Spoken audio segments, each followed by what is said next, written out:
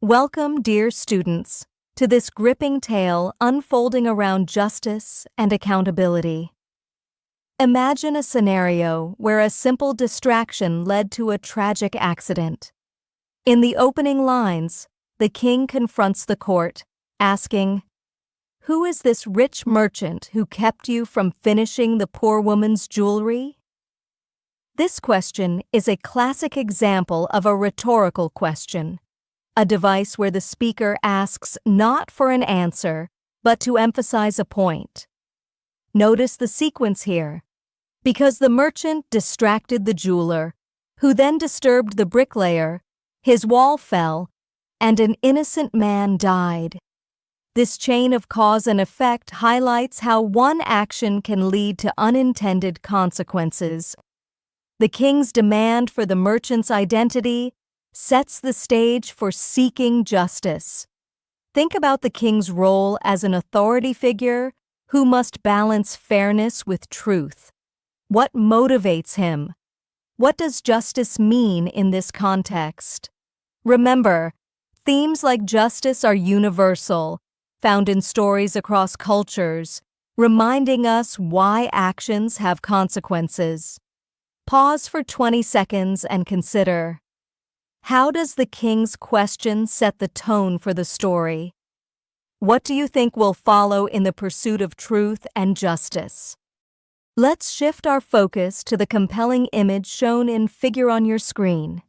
Here we see a man dressed in old-fashioned or possibly religious attire, raising his right finger upwards while placing his left hand on his chest.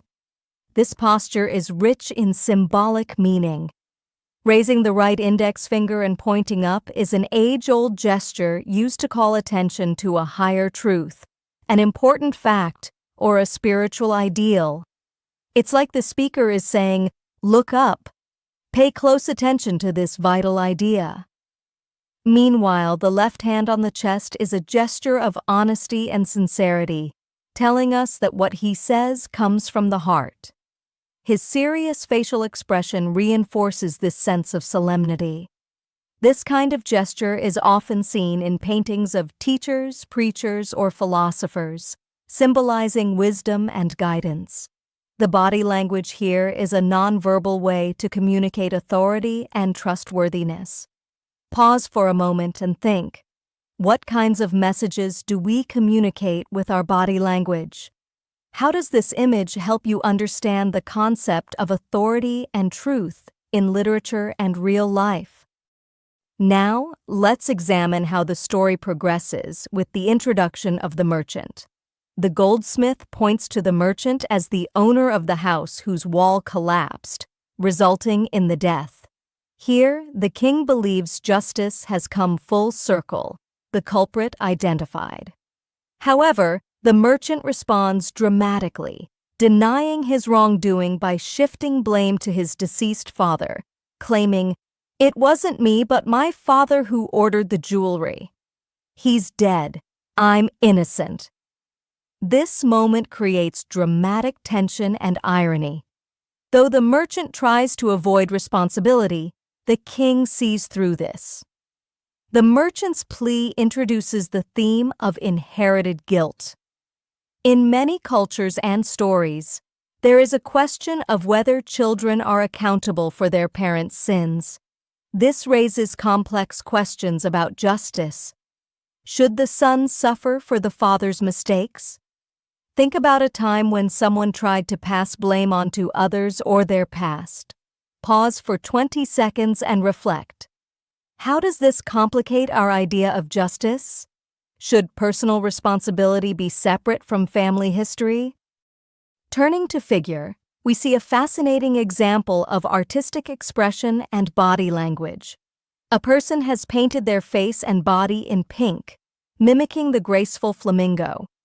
The pose, with the neck bent and hand gestures, recreates the flamingo's elegance and unique stance. This visual shows us how humans use personification, a literary device, in a creative twist by embodying animal traits. While usually personification means attributing human qualities to non-human things, Here, the person takes on flamingo characteristics, blending the line between human and animal. In literature, imagery uses colorful sensory details like color and posture to help readers visualize scenes vividly. Just as this image uses color and body postures to evoke the flamingo, authors use words to paint pictures in our minds. Pause for 20 seconds. Can you think of other examples where artists or writers use body language or description to bring characters or animals to life? How does it affect your connection to the subject? We now face the story's intense turning point. The king, after consulting his minister, delivers a ruthless decree. Though the father committed the crime and is dead, someone must face punishment. The son inherits not only wealth, but also guilt, and the king sentences him to death. This moment encapsulates the theme of harsh justice, an inflexible adherence to law without compassion. The king's authoritative tone, pronounced as authentative tone, reinforces the finality of his decision. But let's consider the conflict here: mercy versus justice. Should the law punish the son for his father's deeds? Is this an example of fairness or cruelty? Pause and reflect for 25 seconds. What do you think about this strict view of justice? Could there be other ways to handle such situations fairly? Amidst the drama, the story takes an ironic and somewhat humorous turn.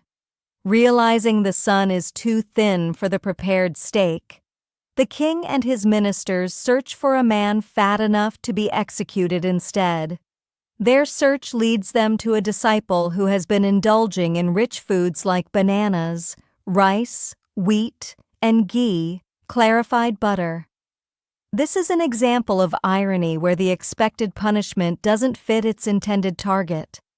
The disciple, innocent of the crime, is now in danger because of his physical size, which the king's court sees as the key criteria. This irony also foreshadows events to come.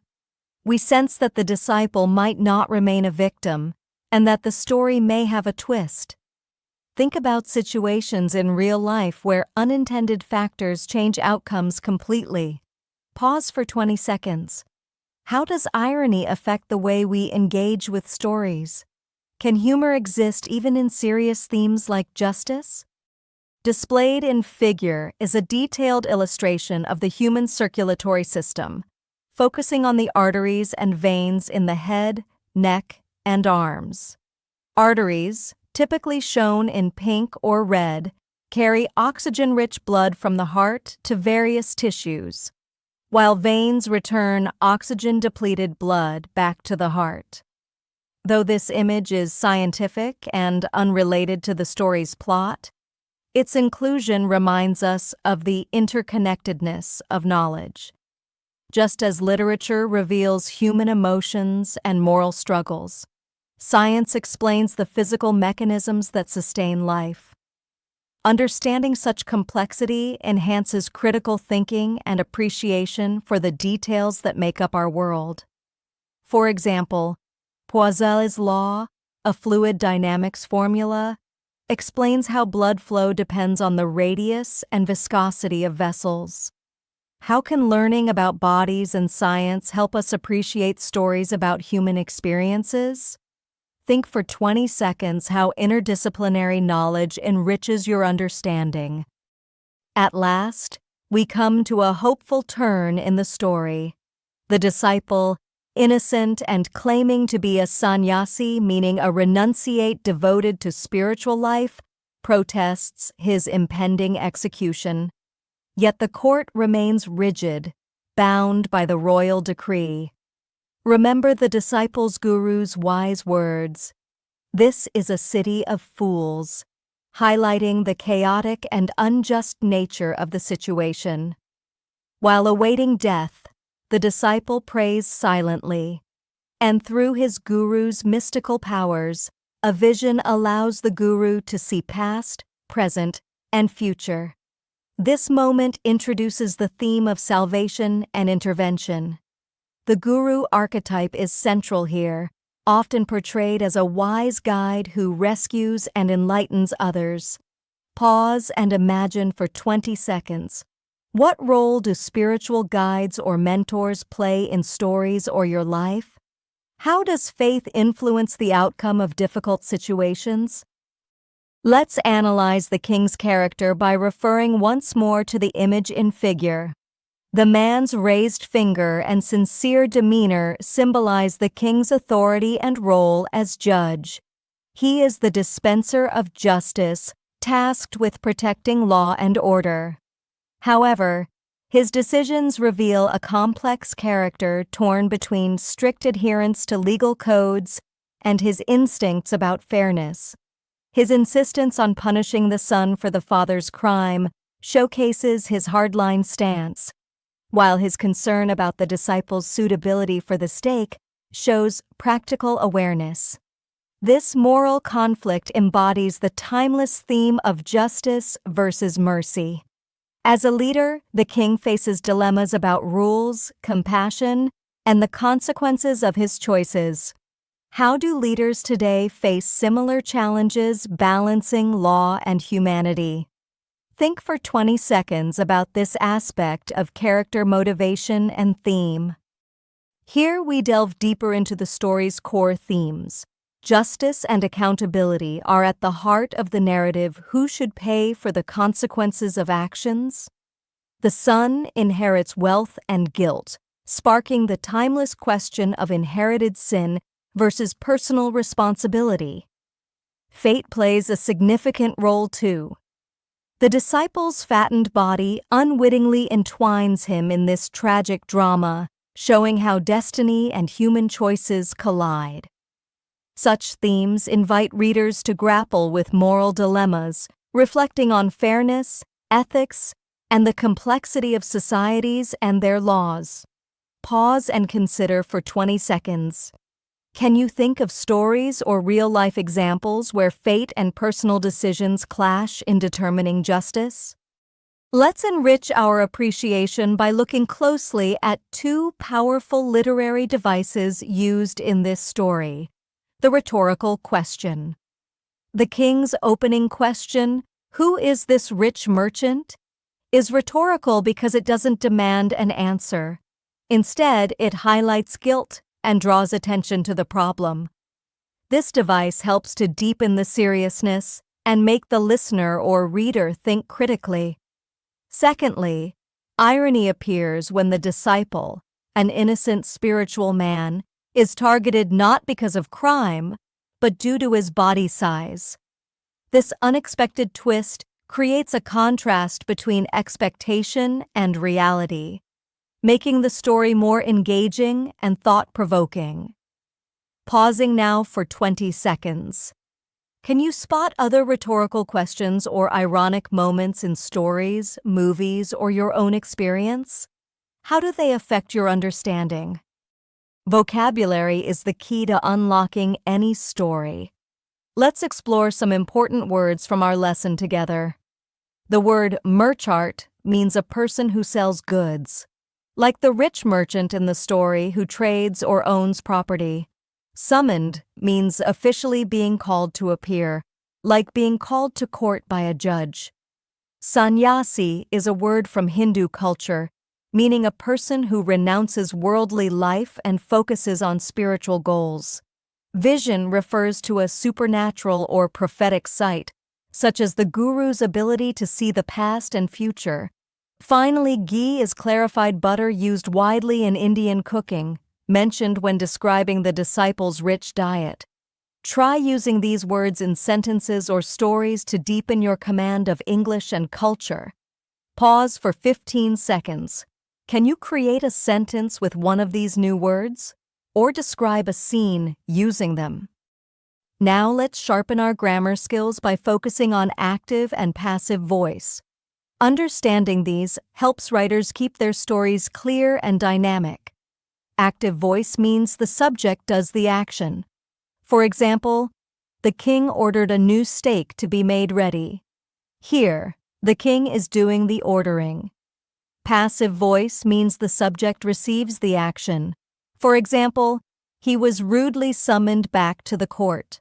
Here, the person is the receiver of the action, and the doer may be unknown or unimportant. Both voices are useful. Active voice is usually direct and energetic, while passive can emphasize the action or the person affected. Pause for 15 seconds. Identify whether these sentences from the story are active or passive.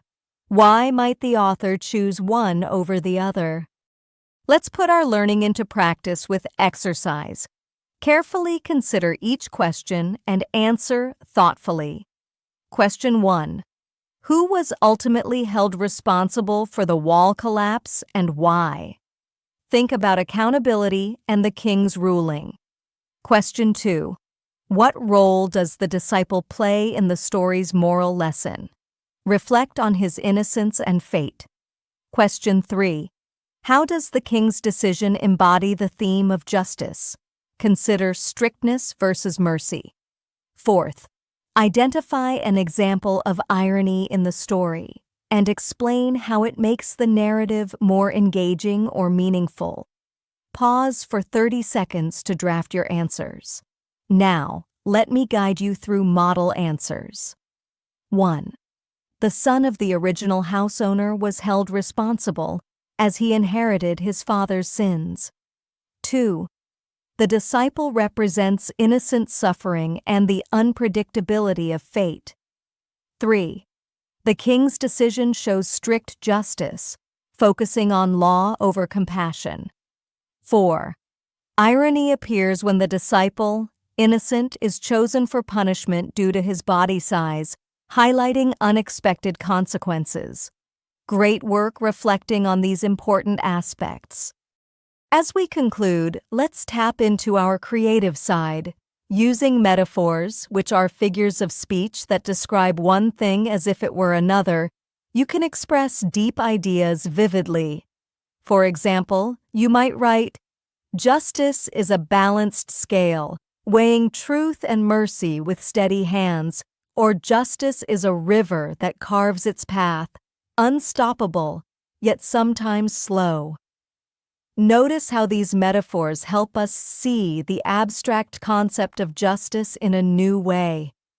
Now pause for 30 seconds and write your own metaphor for justice. Use your imagination and feelings. Here's a sample to inspire you. Justice is the morning sun, lighting hidden truths and warming cold hearts. Keep practicing creative expression. It's the heart of powerful storytelling and language mastery.